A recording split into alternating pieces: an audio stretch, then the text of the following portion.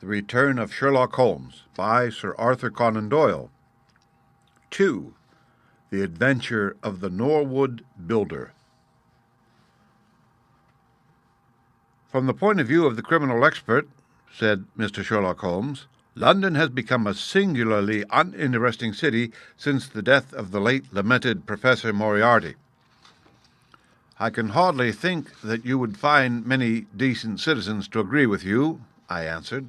Well, I must not be selfish, said he with a smile as he pushed back his chair from the breakfast table. The community is certainly the gainer and no one the loser save the poor out-of-work specialist whose occupation has gone. With that man in the field, one morning's paper presented infinite possibilities. Often it was only the smallest trace, Watson, the faintest indication, and yet it was enough to tell me that the great malignant brain was there, as the gentlest tremors of the edges of the web remind one of the foul spider which lurks in the centre. Petty thefts, wanton assaults, purposeless outrage, to the man who held the clue all could be worked into one connected whole. To the scientific student of the higher criminal world, no capital in Europe offered the advantages which London then possessed. But now— He shrugged his shoulders in humorous deprecation of the state of things which he had himself done so much to produce. At the time of which I speak, Holmes had been back for some months, and I, at his request, had sold my practice and returned to share the old quarters in Baker Street. A young doctor named Werner had purchased my small Kensington practice and given, with astonishingly little demur, the highest price that I ventured to ask, an incident which only explained itself some years later when I found that Werner was a distant relation of Holmes and that it was my friend who had really found the money. Our months of partnership had not been so uneventful as he had stated, for I find on looking over my notes that this period includes the case of the papers of ex-President Murillo and also the shocking affair of the Dutch steamship Friesland, which so nearly cost us both our lives. His cold and proud nature was always averse, however, to anything in the shape of public applause, and he bound me in the most stringent terms to say no further word of himself, his methods, or his successes, a prohibition which, as I have explained, has only now been removed. Mr. Sherlock Holmes was leaning back in his chair after his whimsical protest, and was unfolding his morning paper in a leisurely fashion when our attention was arrested by a tremendous ring at the bell, followed immediately by a hollow drumming sound as if someone were beating on the outer door with his fist. As it opened, there came a tumultuous rush into the hall, rapid feet clattered up the stair, and an instant later a wild-eyed and frantic young man, pale and disheveled, palpitating, burst into the room. He looked from one to the other of us, and under our gaze of inquiry he became conscious that some apology was needed for this unceremonious entry. "I'm sorry, Mr. Holmes," he cried. "You mustn't blame me. I am nearly mad. Mr. Holmes, I am the unhappy John Hector MacFarlane." He made the announcement as if the name alone would explain both his visit and its manner, but I could see by my companion's unresponsive face that it meant no more to him than to me. "Have a cigarette, Mr. MacFarlane," said he, pushing his case across. "I am sure that with your symptoms, my friend Dr. Watson here would prescribe a sedative. The weather has been so very warm these last few days. Now, if you feel a little more composed, I should be glad if you would sit down in that chair and tell us very slowly and quietly who you are and what it is that you want. You mentioned your name as if I should recognize it, but I assure you that beyond the obvious facts that you are a bachelor, a solicitor, a Freemason, and an asthmatic, I know nothing whatever about you."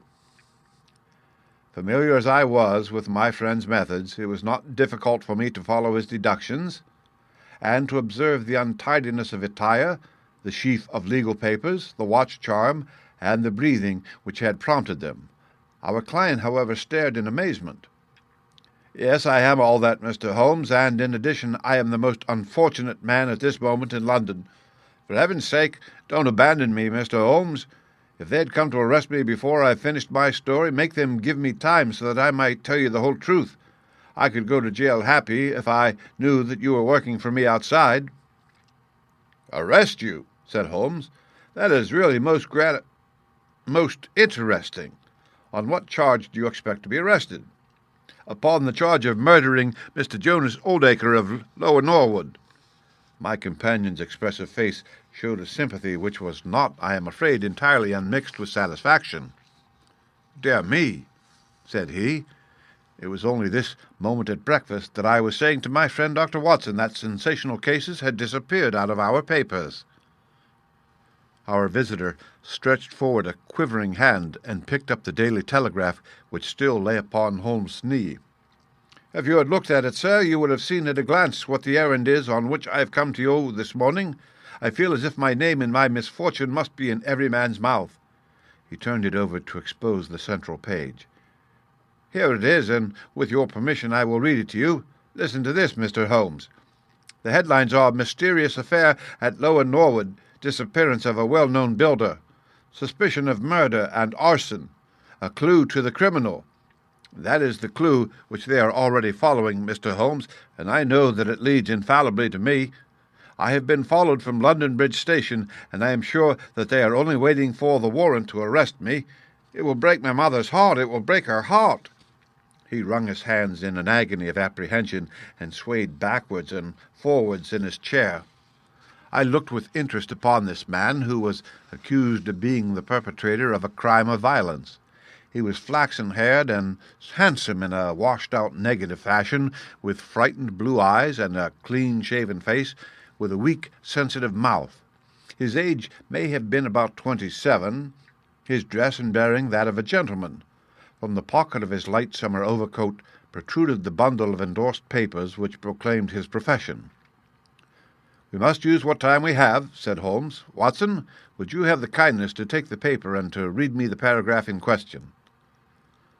Underneath the vigorous headlines which our client had quoted, I read the following suggestive narrative. "Late last night or early this morning an incident occurred at Lower Norwood which points, it is feared, to a serious crime. Mr. Jonas Oldacre is a well-known resident of that suburb, where he has carried on his business as a builder for many years. Mr. Oldacre is a bachelor, 52 years of age, and lives in Deep Dean House, at the Sydenham end of the road of that name. He has had the reputation of being a man of eccentric habits, secretive and retiring. For some years he has practically withdrawn from the business, in which he is said to have amassed considerable wealth. A small timber yard still exists, however, at the back of the house, and last night, about 12 o'clock, an alarm was given that one of the stacks was on fire. The engines were soon upon the spot, but the dry wood burned with great fury, and it was impossible to arrest the conflagration until the stack had been entirely consumed. Up to this point, the incident bore the appearance of an ordinary accident, but fresh indications seemed to point to serious crime. Surprise was expressed at the absence of the master of the establishment from the scene of the fire, and an inquiry followed which showed that he had disappeared from the house.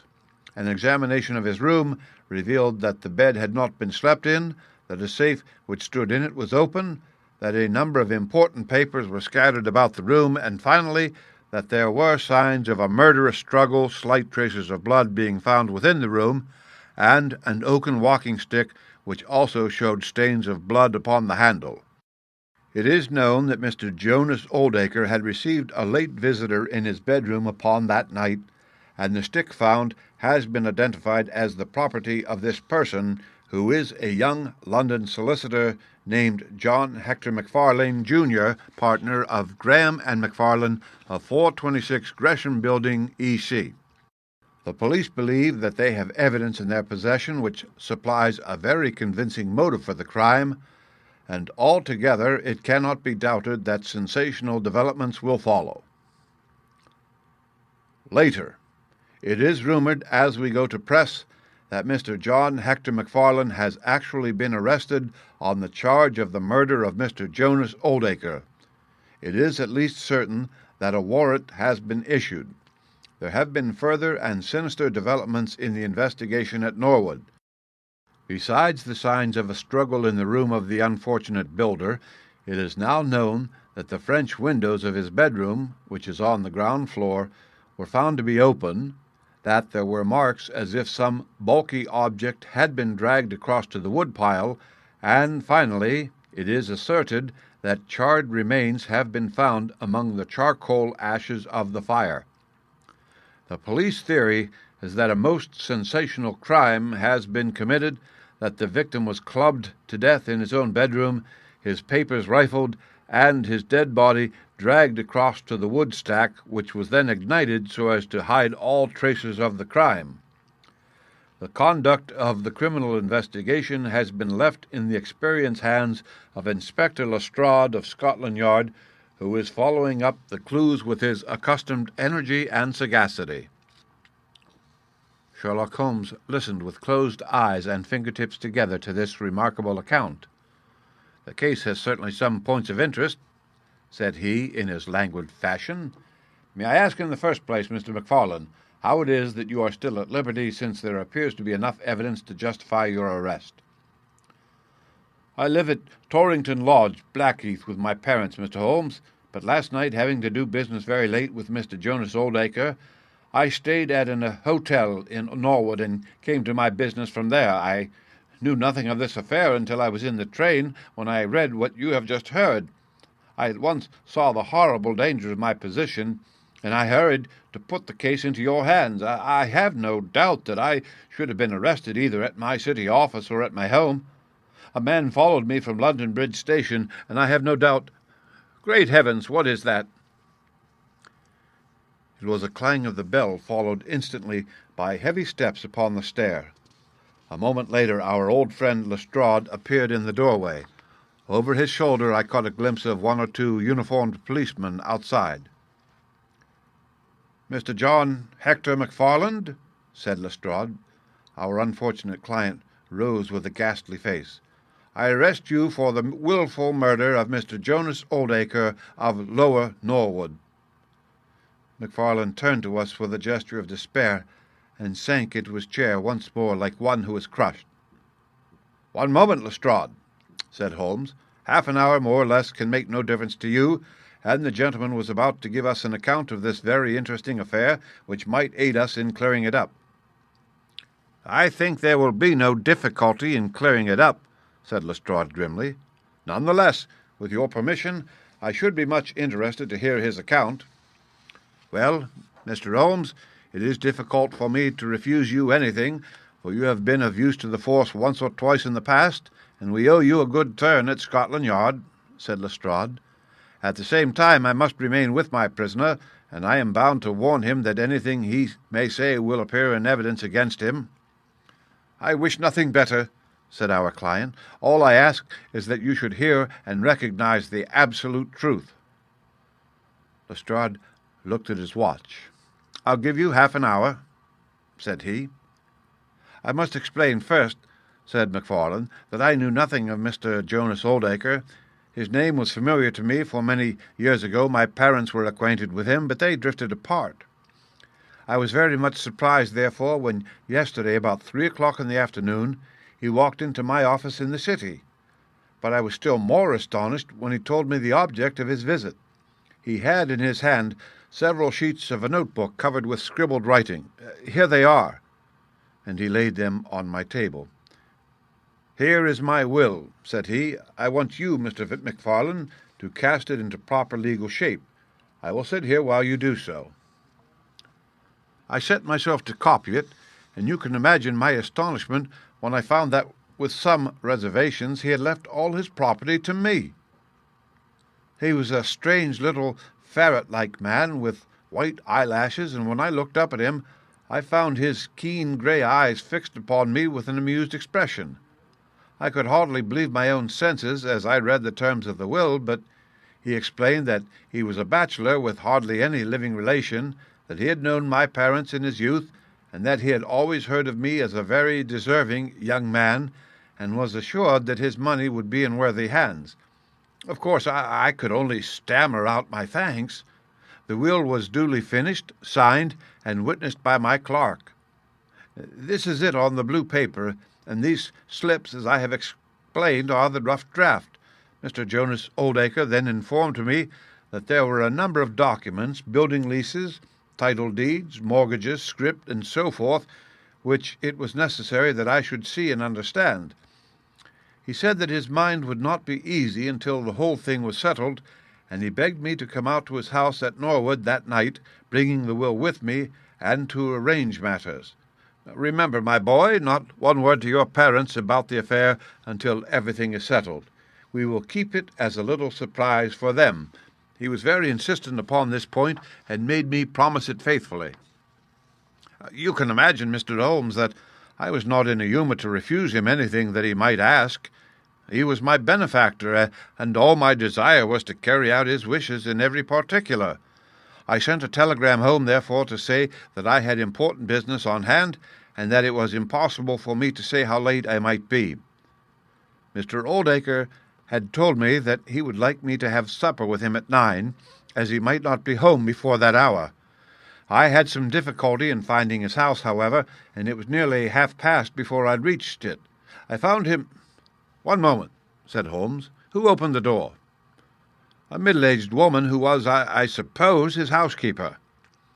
"And it was she, I presume, who mentioned your name?" "Exactly," said MacFarlane. "Pray proceed." MacFarlane wiped his damp brow, and then continued his narrative. "I was shown by this woman into a sitting-room, where a frugal supper was laid out. Afterwards Mr. Jonas Oldacre led me into his bedroom, in which there stood a heavy safe. This he opened, and took out a mass of documents which we went over together. It was between 11 and 12 when we finished. He remarked that we must not disturb the housekeeper. He showed me out through his own French window, which had been open all the time." "Was the blind down?" asked Holmes. "I will not be sure, but I believe that it was only half down. Yes, I remember how he pulled it up in order to swing open the window. I could not find my stick, and he said, 'Never mind, my boy. I shall see a good deal of you now, I hope, and I will keep your stick until you come back to claim it.' I left him there, the safe open, and the papers made up in packets upon the table. It was so late that I could not get back to Blackheath, so I spent the night at the Anerley Arms, and I knew nothing more until I read of this horrible affair in the morning." "Anything more that you would like to ask, Mr. Holmes?" said Lestrade, whose eyebrows had gone up once or twice during this remarkable explanation. "Not until I've been to Blackheath." "You mean to Norwood?" said Lestrade. "Oh, yes. No doubt that is what I must have meant," said Holmes, with his enigmatical smile. Lestrade had learned by more experiences than he would care to acknowledge that razor-like brain could cut through that which was impenetrable to him. I saw him look curiously at my companion. "I think I should like to have a word with you presently, Mr. Sherlock Holmes," said he. "Now, Mr. MacFarlane, 2 of my constables are at the door, and there is a 4-wheeler waiting." The wretched young man arose, and with a last beseeching glance at us walked from the room. The officers conducted him to the cab, but Lestrade remained. Holmes had picked up the pages which formed the rough draft of the will, and was looking at them with the keenest interest upon his face. "There are some points about that document, Lestrade, are there not?" said he, pushing them over. The official looked at them with a puzzled expression. "I can read the first few lines, and these in the middle of the second page, and 1 or 2 at the end. Those are as clear as print," said he, "but the writing in between is very bad, and there are 3 places where I cannot read it at all." "What do you make of that?" said Holmes. "Well, what do you make of it?" "That it was written in a train. The good writing represents stations, the bad writing movement, and the very bad writing passing over points. A scientific expert would pronounce at once that this was drawn up on a suburban line, since nowhere save in the immediate vicinity of a great city could there be so quick a succession of points. Granting that his whole journey was occupied in drawing up the will, then the train was an express, only stopping once between Norwood and London Bridge." Lestrade began to laugh. "You are too many for me when you begin to get on your theories, Mr. Holmes," said he. "How does this bear on the case?" Well, it corroborates the young man's story to the extent that the will was drawn up by Jonas Oldacre in his journey yesterday. It is curious, is it not, that a man should draw up so important a document in so haphazard a fashion? It suggests that he did not think it was going to be of much practical importance. If a man drew up a will which he did not intend ever to be effective, he might do it so. Well, he drew up his own death warrant at the same time, said Lestrade. Oh, you think so? Don't you? Well, it is quite possible, but the case is not clear to me yet. Not clear? Well, if that isn't clear, what could be clear? Here is a young man who learns suddenly that if a certain older man dies, he will succeed to a fortune. What does he do?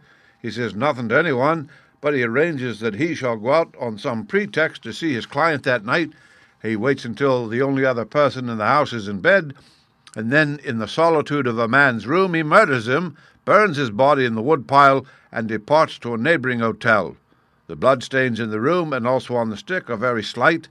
It is probable that he imagined his crime to be a bloodless one, and hoped that if the body were consumed it would hide all traces of the method of his death, traces which for some reason must have pointed to him. Is that not all obvious? It strikes me, my good Lestrade, as being just a trifle too obvious, said Holmes. You do not add imagination to your other great qualities, but if you could for one moment put yourself in the place of this young man, would you choose the very night after the will had been made to commit your crime?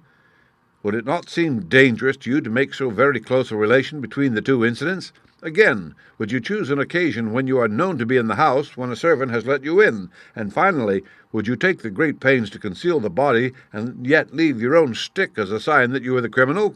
Confess, Lestrade, that all this is very unlikely. As to the stick, Mr. Holmes, you know as well as I do that a criminal is often flurried and does things which a cool man would avoid. He was very likely afraid to go back to the room. Give me another theory that would fit the facts. I could very easily give you half a dozen, said Holmes. Here, for example, is a very possible and even probable one. I make you a free present of it. The older man is showing documents which are of evident value. A passing tramp sees them through the window, the blind of which is only half down. Exit the solicitor, enter the tramp. He seizes a stick which he observes there, kills Oldacre, and departs after burning the body. Why should the tramp burn the body? For the matter of that, why should Macfarlane? To hide some evidence. Well, possibly the tramp wanted to hide that any murder at all had been committed. And why did the tramp take nothing? Because there were papers that he could not negotiate. Lestrade shook his head, though it seemed to me that his manner was less absolutely assured than before. Well, Mr. Sherlock Holmes, you may look for your tramp, and while you are finding him, we will hold on to our man. The future will show which is right. Just notice this point, Mr. Holmes, that so far as we know, none of the papers were removed, and that the prisoner is the one man in the world who had no reason for removing them, since he was heir at law and would come into them in any case. My friend seemed struck by this remark. I don't mean to deny that the evidence is in some ways very strongly in favor of your theory, said he. I only wish to point out that there are other theories possible. As you say, the future will decide.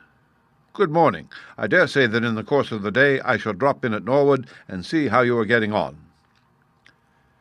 When the detective departed, my friend rose and made his preparations for the day's work with the alert air of a man who has a congenial task before him. My first movement, Watson, said he, as he bustled into his frock coat, must, as I said, be in the direction of Blackheath. And why not Norwood? Because we have in this case one singular incident coming close to the heels of another singular incident. The police are making the mistake of concentrating their attention upon the second because it happens to be the one which is actually criminal. But it is evident to me that the logical way to approach the case is to begin by trying to throw some light upon the first incident, the curious will so suddenly made, and to so unexpected an heir. It may do something to simplify what followed. No, my dear fellow, I don't think you can help me. There is no prospect of danger, or I should not dream of stirring out without you. I trust that when I see you in the evening, I will be able to report that I have been able to do something for this unfortunate youngster who has thrown himself upon my protection. It was late when my friend returned, and I could see by a glance at his haggard and anxious face that the high hopes with which he had started had not been fulfilled. For an hour he droned away upon his violin, endeavoring to soothe his own ruffled spirits. At last he flung down the instrument and plunged into a detailed account of his misadventures. "It's all going wrong, Watson, all as wrong as it can go. I kept a bold face before Lestrade, but upon my soul I believe that for once the fellow is on the right track and we are on the wrong. All my instincts are one way and all the facts are the other, and I much fear that British juries have not yet attained that pitch of intelligence when they will give the preference to my theories over Lestrade's facts." "Did you go to Blackheath?" "Yes, Watson, I went there, and I found very quickly that the late lamented Oldacre was a pretty considerable blackguard. The father was away in search of his son. The mother was at home, a little fluffy, blue-eyed person in a tremor of fear and indignation. Of course, she would not admit even the possibility of his guilt, but she would not express either surprise or regret over the fate of Oldacre. On the contrary, she spoke of him with such bitterness that she was unconsciously considerably strengthening the case of the police, for of course if her son had heard her speak of the man in this fashion, it would predispose him towards hatred and violence. He was more like a malignant and cunning ape than a human being, said she, and he always was ever since he was a young man." "You knew him at that time?" said I. "Yes, I knew him well. In fact, he was an old suitor of mine. Thank heaven that I had the sense to turn away from him and to marry a better, if a poorer man. I was engaged to him, Mr. Holmes, when I heard a shocking story of how he had turned a cat loose in an aviary, and I was so horrified at his brutal cruelty that I would have nothing more to do with him." She rummaged in a bureau, and presently she produced a photograph of a woman shamefully defaced and mutilated with a knife. "That is my own photograph," said she. "He sent it to me in that state with his curse upon my wedding morning." "Well," said I, "at least he has forgiven you now, since he has left all his property to your son." "Neither my son nor I want anything from Jonas Oldacre, dead or alive," she cried with a proper spirit. "There is a God in heaven, Mr. Holmes, and that same God who has punished that wicked man will show in his own good time that my son's hands are guiltless of his blood." Well, I tried one or two leads, but could get at nothing which would help our hypothesis, and several points which would make against it. I gave it up at last, and off I went to Norwood. This place, Deep Dean House, is a big modern villa of staring bricks standing back in its own grounds, with a laurel-clumped lawn in front of it. To the right, and some distance back from the road, was the timber yard which had been the scene of the fire. Here's a rough plan on a leaf of my notebook. This window on the left is the one which opens into Oldacre's room. You can look into it from the road, you see. That is about the only bit of consolation I have had today. Lestrade was not there, but his head constable did the honours. They had just made a great treasure trove. They had spent the morning raking among the ashes of the burned wood pile, and beside the charred organic remains they had secured several discoloured metal discs. I examined them with care, and there was no doubt that they were trouser buttons. I even distinguished that one of them was marked with the name of Hyams, who was Oldacre's tailor. I then worked the lawn very carefully for signs and traces, but this drought has made everything as hard as iron. Nothing was to be seen save that some body or bundle had been dragged through a low privet hedge, which is in a line with the woodpile. All that, of course, fits in with the official theory. I crawled about the lawn with an August sun on my back, but I got up at the end of an hour no wiser than before. Well, after the fiasco, I went into the bedroom and examined that also. The bloodstains were very slight, mere smears and discolorations, but undoubtedly fresh. The stick had been removed, but there also the marks were slight. There is no doubt about the stick belonging to our client. He admits it. Footmarks of both men could be made out on the carpet, but none of any third person, which again is a trick for the other side. They were piling up their score all the time, and we were at a standstill. Only one little gleam of hope did I get, and yet it amounted to nothing. I examined the contents of the safe, most of which had been taken out and left on the table. The papers had been made up into sealed envelopes, one or two of which had been opened by the police. They were not, so far as I could judge, of any great value, nor did the bank book show that Mr. Oldanker was in very much affluent circumstances. But it seemed to me that all the papers were not there. There were allusions to some deeds, possibly the more valuable, which I could not find. This, of course, if we could definitely prove it, would turn Lestrade's argument against itself, for who would steal a thing if he knew that he would shortly inherit it? Finally, having drawn every other cover and picked up no scent, I tried my luck with the housekeeper.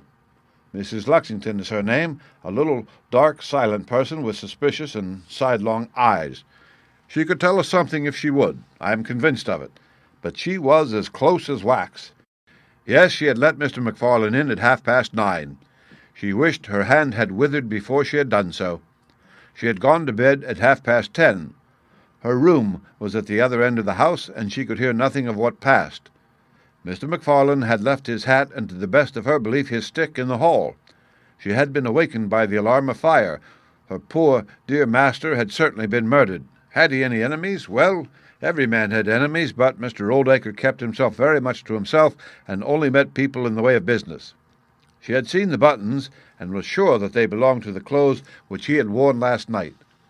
The woodpile was very dry, for it had not rained for a month. It burned like tinder, and by the time she reached the spot nothing could be seen but flames. She and all the firemen smelled the burned flesh from inside it. She knew nothing of the papers, nor of Mr. Oldanker's private affairs. So, my dear Watson, there's my report of a failure. And yet... He clenched his thin hands in a paroxysm of conviction. I know it's all wrong. I feel it in my bones. There is something that has not come out, and that housekeeper knows it. There was a sort of sulky defiance in her eyes, which only goes with guilty knowledge. However, there's no good talking any more about it, Watson, but unless some lucky chance comes our way, I fear that the Norwood disappearance case will not figure in that chronicle of our successes, which I foresee that a patient public will sooner or later have to endure. Surely, said I, the man's appearance would go far with any jury. That is a dangerous argument, my dear Watson. You remember that terrible murderer, Bert Stevens, who wanted us to get him off in '87? Was there ever a more mild-mannered Sunday school young man? It is true. Unless we succeed in establishing an alternative theory, this man is lost. You can hardly find a flaw in the case which can now be presented against him, and all further investigation has served to strengthen it. By the way, there is one curious little point about those papers which may serve us as the starting point for an inquiry. On looking over the bank book, I found that the low state of the balance was principally due to large checks which had been made out during the last year to Mr. Cornelius. I confess that I should be interested to know who this Mr. Cornelius may be, with whom a retired builder has such very large transactions. Is it possible that he has had a hand in the affair?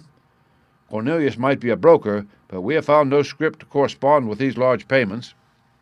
Failing any other indications, my researches must now take the direction of an inquiry at the bank for the gentleman who has cashed these checks.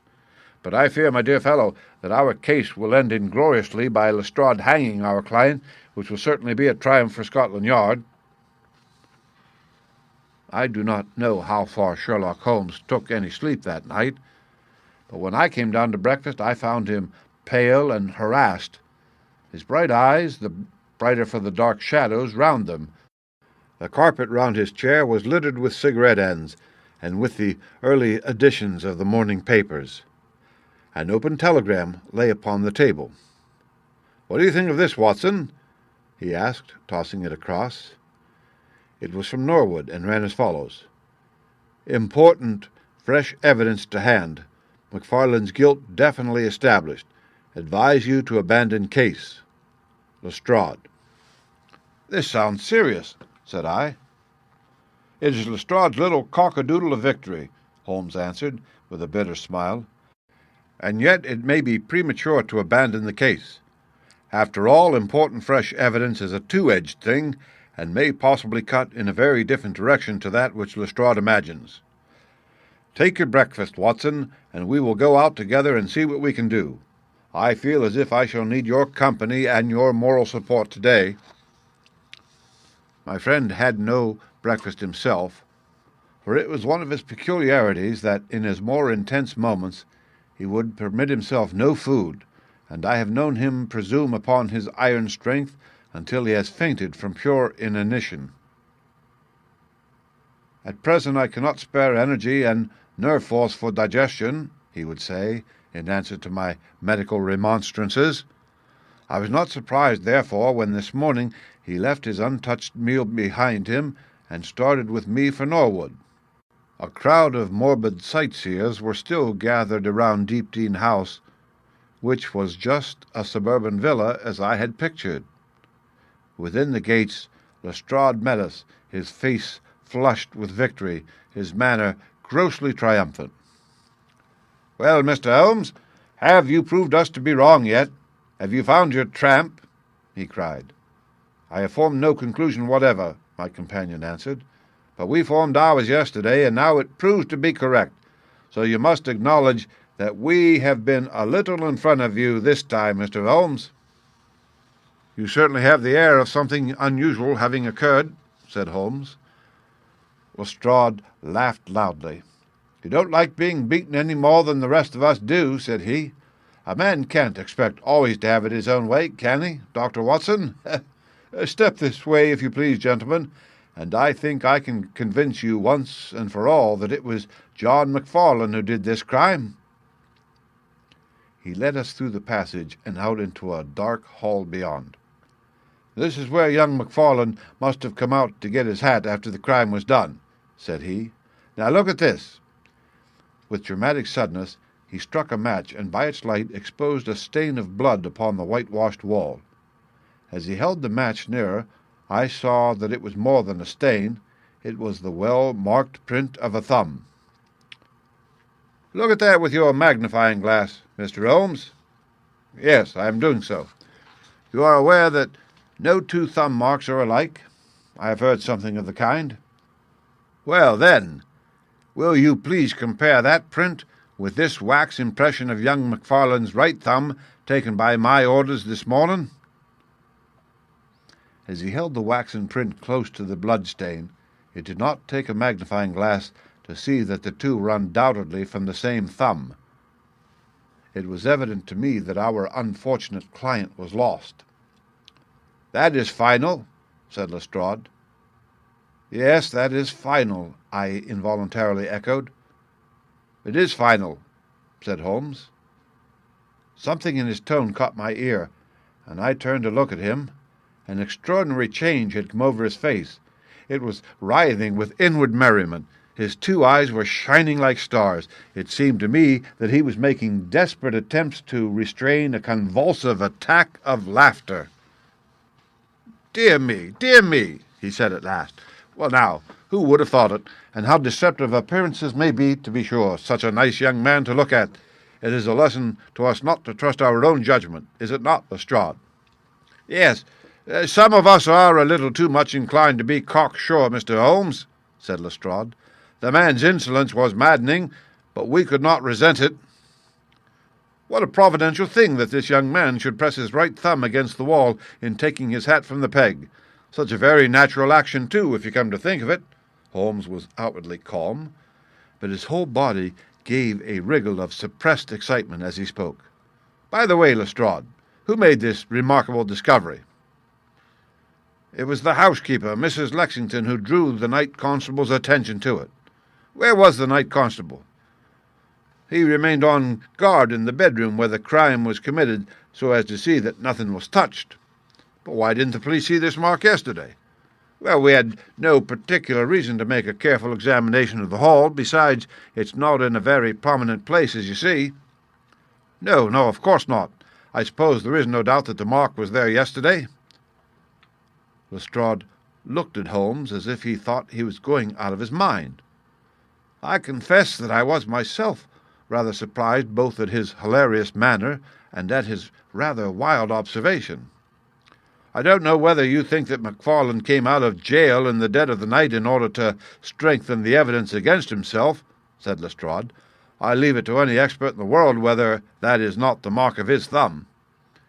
"It is unquestionably the mark of his thumb."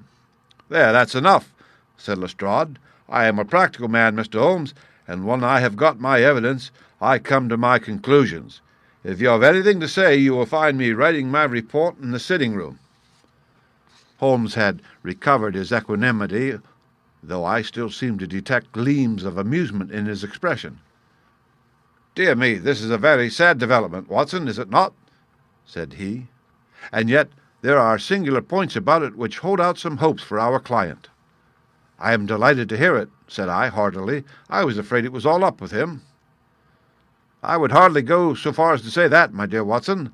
The fact is that there is one really serious flaw in this evidence to which our friend attaches so much importance." "Indeed, Holmes, what is it?" "Only this. And I know that mark was not there when I examined the hall yesterday. And now, Watson, let us have a little stroll round in the sunshine." With a confused brain, but with a heart into which some warmth of hope was returning, I accompanied my friend in a walk round the garden. Holmes took each face of the house in turn and examined it with great interest. He then led the way inside and went over the whole building from basement to attics. Most of the rooms were unfurnished, but nonetheless Holmes inspected them all minutely. Finally, on the top corridor, which ran outside 3 untenanted bedrooms, he again was seized with a spasm of merriment. "There are really some very unique features about this case, Watson," said he. "I think it is time now that we took our friend Lestrade into our confidence. He has had his little smile at our expense, and perhaps we may do as much by him if my reading of this problem proves to be correct. Yes, I think I see how we should approach it." The Scotland Yard inspector was still writing in the parlour when Holmes interrupted him. "I understood that you were writing a report of this case," said he. "So I am. Don't you think it may be a little premature? I can't help thinking that your evidence is not complete." Lestrade knew my friend too well to disregard his words. He laid down his pen and looked curiously at him. "What do you mean, Mr. Holmes?" "Only that there is an important witness whom you have not seen." "Can you produce him?" "I think I can." "Then do so. I will do my best. How many constables have you?" "There are 3 within call." "Excellent," said Holmes. "May I ask if they are all large, able-bodied men with powerful voices?" "I have no doubt they are, though I fail to see what their voices have to do with it." "Perhaps I can help you to see that, and 1 or 2 other things as well," said Holmes. "Kindly summon your men, and I will try." 5 minutes later, 3 policemen had assembled in the hall. "In the outhouse you will find a considerable quantity of straw," said Holmes. "I will ask you to carry in 2 bundles of it. I think it will be of the greatest assistance in providing the witness whom I require." "Thank you very much. I believe you have some matches in your pocket, Watson. Now, Mr. Lestrade, I will ask you all to accompany me to the top landing." As I have said, there was a broad corridor there, which ran outside 3 empty bedrooms. At one end of the corridor we were all marshalled by Sherlock Holmes, the constables grinning and Lestrade staring at my friend with amazement, expectation, and derision chasing each other across his features. Holmes stood before us with the air of a conjurer who is performing a trick. "Would you kindly send one of your constables for 2 buckets of water? Put the straw on the floor here, free from the wall on either side. Now I think that we are all ready." Lestrade's face had begun to grow red and angry. "I don't know what you're playing a game with us or not, Mr. Holmes," said he. "If you know anything, you can surely say it without all this tomfoolery." "I assure you, my good Lestrade, that I have an excellent reason for everything that I do. You may possibly remember that you chaffed me a little some hours ago when the sun seemed on your side of the hedge, so you must not grudge me a little pomp and ceremony now. Might I ask you, Watson, to open that window and then to put a match to that edge of the straw?" I did so, and driven by the draught, a coil of grey smoke swirled down the corridor while the dry straw crackled and flamed. "Now we must see if we can find this witness for you, Lestrade. Might I ask you all to join in the cry of 'Fire'? Now then, 1, 2, 3, fire!" we all yelled. "Thank you. I will trouble you once again." "Fire!" "Just once more, gentlemen, and all together." "Fire!" The shout must have rung over Norwood. It had hardly died away when an amazing thing happened. A door suddenly flew open out of what appeared to be a solid wall at the end of the corridor, and a little wizened man darted out of it like a rabbit out of its burrow. "Capital!" said Holmes calmly. "Watson, a bucket of water over the straw. That will do. Lestrade, allow me to present you with your principal missing witness, Mr. Jonas Oldacre." The detective stared at the newcomer with blank amazement. The latter was blinking in the bright light of the corridor and peering at us and at the smouldering fire. It was an odious face, crafty, vicious, malignant, with shifty light grey eyes and white eyelashes. "What's this, then?" said Lestrade at last. "What have you been doing all this time, eh?" Oldacre gave an uneasy laugh, shrinking back from the furious red face of the angry detective. "I have done no harm. No harm? You have done your best to get an innocent man hanged. If it wasn't for this gentleman here, I'm not sure that you would not have succeeded." The wretched creature began to whimper. "I am sure, sir, it was only my practical joke." "Oh, a joke, was it? You won't find the laugh on your side, I promise you. Take him down and keep him in the sitting-room while I come.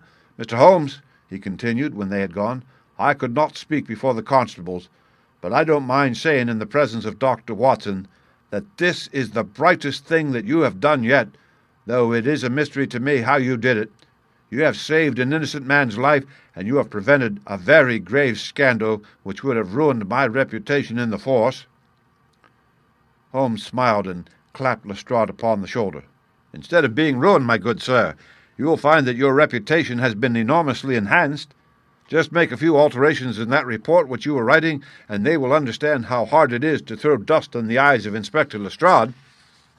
"And you don't want your name to appear?" "Not at all. The work is its own reward. Perhaps I shall get the credit also at some distant day when I permit my zealous historian to lay out his foolscap once more. Eh, Watson? Well, now, let us see where this rat has been lurking." A lath and plaster partition had been run across the passage 6 feet from the end, with a door cunningly concealed in it. It was lit within by slits under the eaves. A few articles of furniture and a supply of food and water were within, together with a number of books and papers. "There's the advantage of being a builder," said Holmes as we came out. "He was able to fix up his own little hiding-place without any confederate, save, of course, that precious housekeeper of his, whom I should lose no time in adding to your bag, Lestrade." "I'll take your advice. But how did you know of this place, Mr. Holmes?" "I made up my mind that the fellow was in hiding in the house. When I paced one corridor and found it 6 shorter than the corresponding one below, it was pretty clear where he was. I thought he had not the nerve to lie quiet before an alarm of fire. We could, of course, have gone in and taken him, but it amused me to make him reveal himself. Besides, I owed you a little mystification, Lestrade, for your chaff in the morning." "Well, sir, you certainly got equal with me on that. But how in the world did you know that he was in the house at all?" "The thumb mark, Lestrade. You said it was final, and so it was, in a very different sense. I knew it had not been there the day before. I pay a good deal of attention to matters of detail, as you may have observed, and I had examined the hall and was sure that the wall was clear. Therefore, it had been put on during the night." "But how?" "Very simply. When those packets were sealed up, Jonas Oldacre got McFarlane to secure one of the seals by putting his thumb upon the soft wax. It would be done so quickly and so naturally that I dare say the young man himself has no recollection of it. Very likely it just so happened, and Oldacre had himself no notion of the use he would put it to. Brooding over the case in that den of his, it suddenly struck him what absolutely damning evidence it would make against McFarlane by using that thumb mark. It was the simplest thing in the world for him to take a wax impression from the seal, to moisten it in as much blood as he could get from a pin-prick, and to put the mark upon the wall during the night, either with his own hand or with that of his housekeeper. If you examine among those documents which he took with him into his retreat, I will lay you a wager that you find the seal with the thumbprint mark on it." "Wonderful!" said Lestrade. "Wonderful! It's all as clear as crystal, as you put it. But what is the object of this deep deception, Mr. Holmes?" It was amusing to me to see how the detective's overbearing manner had changed suddenly to that of a child asking questions of its teacher. "Well, I don't think that it's very hard to explain. A very deep, malicious, vindictive person is the gentleman who is now awaiting us downstairs. You know that he was once refused by Macfarlane's mother? You don't? I told you that you should go to Blackheath first and Norwood's afterward. Well, this injury, as he would consider it, has rankled in his wicked, scheming brain, and all his life he has longed for vengeance, but never seen his chance. During the last year or two things have gone against him. Secret speculation, I think, and he finds himself in a bad way. He determines to swindle his creditors, and for this purpose he pays large checks to a certain Mr. Cornelius, who is, I imagine, himself under another name. I have not traced those checks yet, but I have no doubt that they were banked under that name at some provincial town where Oldacre from time to time led a double existence. He intended to change his name altogether, draw this money, and vanish, starting again elsewhere. Well, that's likely enough. It would strike him that in disappearing he might throw all pursuit off his track, and at the same time have an ample and crushing revenge upon his old sweetheart if he could give the impression that he had been murdered by her only child. It was a masterpiece of villainy, and he carried it out like a master. The idea of the will, which would give an obvious motive for the crime, the secret visit unknown to his own parents, the retention of the stick, the blood, the animal remains, and buttons in the woodpile, all were admirable. It was a net from which it seemed to me a few hours ago that there was no possible escape. But he had not that supreme gift of the artist, the knowledge of when to stop. He wished to improve that which was already perfect, to draw the rope tighter yet round the neck of his unfortunate victim, and so he ruined all. Let us descend, Lestrade. There are just one or two questions that I would ask him." The malignant creature was seated in his own parlour with a policeman upon each side of him.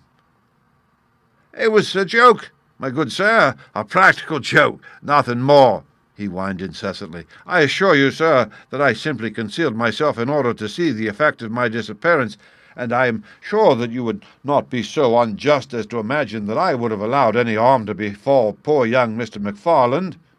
"That's for a jury to decide," said Lestrade. "Anyhow, we shall have you on a charge of conspiracy, if not for attempted murder." "And you'll probably find that your creditors will impound the banking account of Mr. Cornelius," said Holmes. The little man started and turned his malignant eyes upon my friend. "I have to thank you for a good deal," said he. "Perhaps I'll pay my debt some day." Holmes smiled indulgently. "I fancy that for a few years you will find your time very fully occupied," said he. "By the way, what was it you put into the woodpile besides your old trousers? A dead dog, or rabbits, or what? You won't tell me? Dear me, how very unkind of you. Well, I dare say that a couple of rabbits would account both for the blood and for the charred ashes. If ever you write an account, Watson, you can make rabbits serve your turn." The end.